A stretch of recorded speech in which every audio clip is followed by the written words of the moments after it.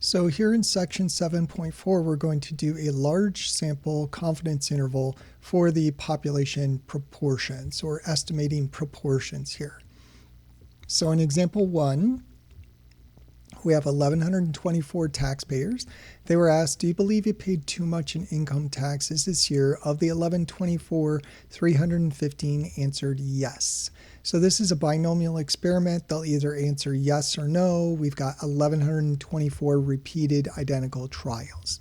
First, we're finding a point estimate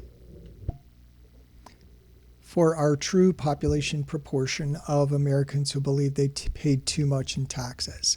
And then we want to ask, is it possible that less than 25% of Americans believe that they paid too much?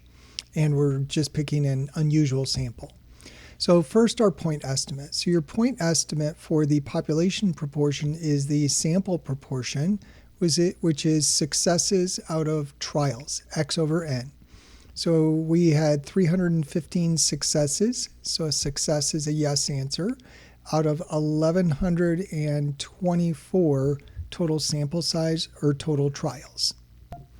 And that is approximately 28%, 0.28. So that's higher than 25%. And in part B, we're asking, is it possible that the true proportion is less than 25%? And this is just an unusual sample.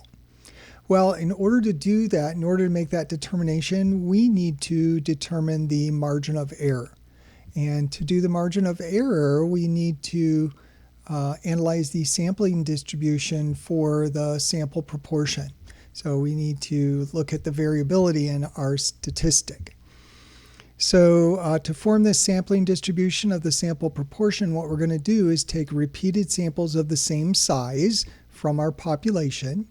We will compute the proportion of successes for each one of those samples, so x over n.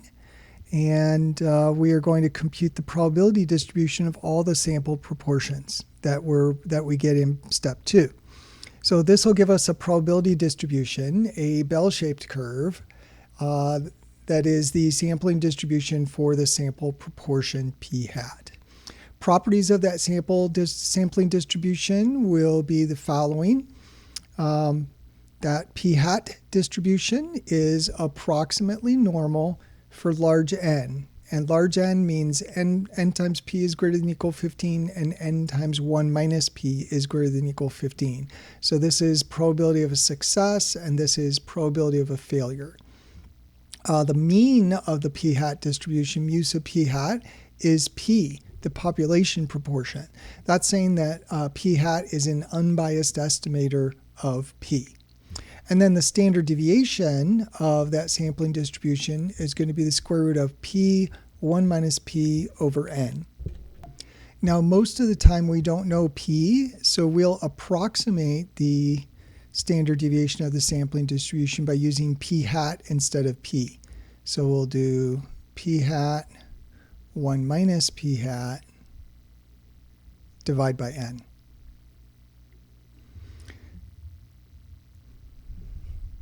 And then square root.